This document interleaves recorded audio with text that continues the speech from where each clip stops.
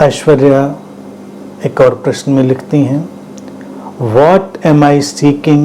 Realizing the past 4 years of seeking have been a response to drastic shock to my being. Suddenly the idealizing external entity and internal imagined higher self both look silly. वो कहती हैं कि पिछले 4 साल में मैं क्या ढूंढ रही हूँ, और 4 साल में इस खोज के अनुभव ने, उसके जो प्रभाव ने ये बताया है, ऐसा पूरे हमारे होने पर, हमारी बीइंग पर एक धक्का सा दिया है। और ये एहसास हुआ है कि जो बाहर की सत्ता है हमारी, उसका एक आदर्श रूप, और जो हमने अपने अंदर से एक अपनी कल्पना में एक उच्च स्व, हायर सेल्फ, उसको निर्मित किया था, वो दोनों हमको व्यर्थ से जान पड़ते हैं, सिली से जान पड़ते हैं।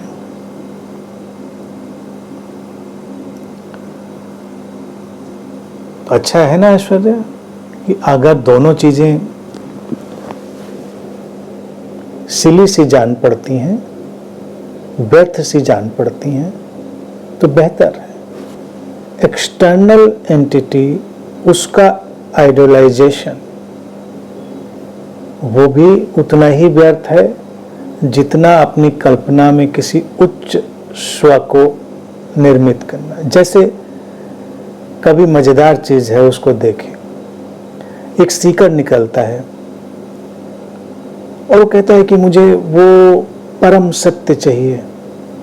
अब उसको तो पता ही नहीं परम सत्य होता क्या चाहिए, तो वो अपनी कल्पना से ही किसी परम सत्य का निर्माण करता है।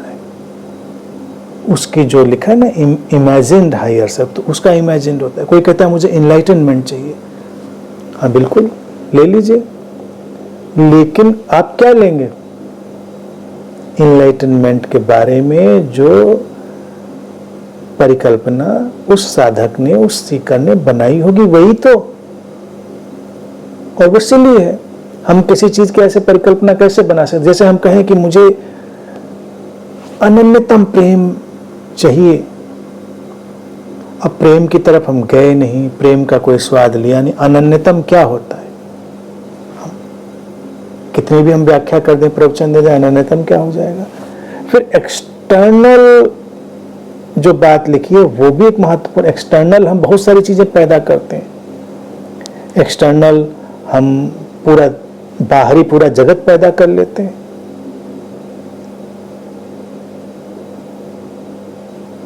एक बुद्ध, एक गुरु, या ऐसे तमाम लोग बाहर एक छवि अपनी बना लेते हैं। क्यों बना लेते हैं? क्योंकि वो भी बाहर से कोई छवि देना चाहते हैं। हम भी किसी की बाहर से छवि बना लेते हैं, हम अपनी भी बाहर से छवि बनाते हैं।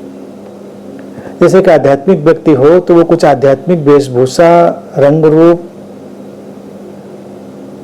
इस सब में जरूर जाएगा, मन नहीं मानेगा उसका, सामान्य रहने का मन नहीं मानेगा। उसको लोग कुछ तो कर लें, कुछ रुद्राक्ष के मोटे मोटे 10-20 माले पहन लें, और कुछ कर लें, कुछ विचित्र सा कुछ कर लें, कुछ लगे तो कि हम आध्यात्मिक, क्या इसी से आध्यात्मिक लगेंगे? एक्सटर्नल प्रोजेक्शन, क्या ये जरूरी है? इसको मैं केवल इतना ही कहता हूं, जो सिली तुमने शब्द लिखा है वो सिली ही है, वो ड्रामेटाइजेशन है, क्योंकि इससे भी हमको लगता है शायद हम उस तरफ जा रहे हैं।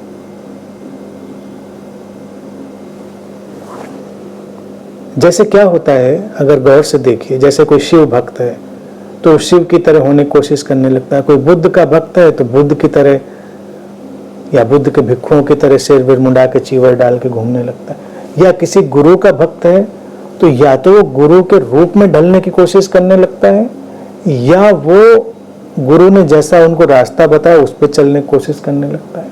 जैसे इस्लाम में एक फनी सी चीज है, इसको सिली तुमने लिखा है, उस सिली सी चीज इस्लाम में भी, वो कहते हैं हर मुसलमान को जरूरी है कि वो मोहम्मद की सुन्नत को फॉलो करे, माने। सुन्नत क्या है उनकी? जो उन्होंने जीवन जिया, अब जिया होगा उन्होंने, तो हम क्या करें उसका?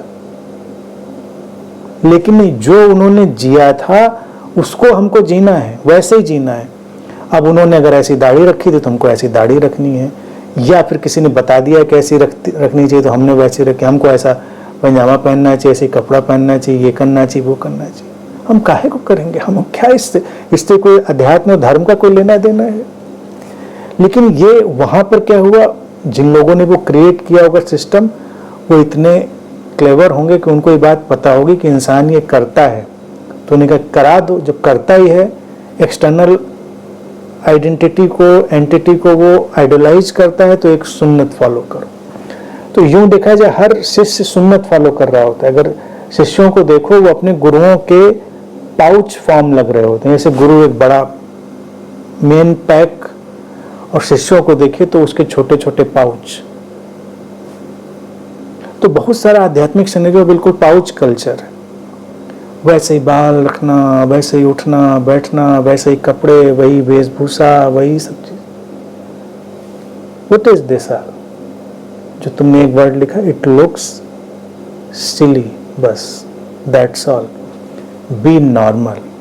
विज्ञान भैरव तंत्र सामान्य होने की यात्रा है।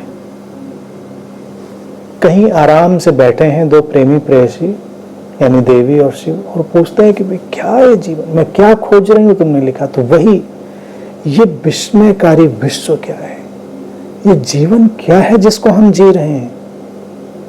कोई इसका आधार भी है, कोई इसका फाउंडेशन भी है, इस सबका कोई सत्य है? बड़े आराम से बैठकर प्रेम पूर्वक देवी ने जो प्रश्न उछाले वही खोज रहा है। हर साधक वही खोज रहा है। अगर उसके सिवा वो कुछ और खोज रहा है तो फिर वो अपना मेंटल प्रोजेक्शन ही खोज रहा है, वो वास्तविकता में नहीं जा रहा। तो तुम भी ऐश्वर्या यही खोज रही हो, जो देवी खोज रही है प्रश्नों में, वही तुम भी खोज रही हो। बाकी धीरे धीरे ये एक्सटर्नल इंटरनल जितनी भी सर्कस है वो गिरती जाएगी और तुम सामान्य से सामान्य होती जाओगी। जितनी सामान्य होती जाओगी उतनी ही उस शिवत्व और उस जो सार है उसके नजदीक पहुंचती जाओगी।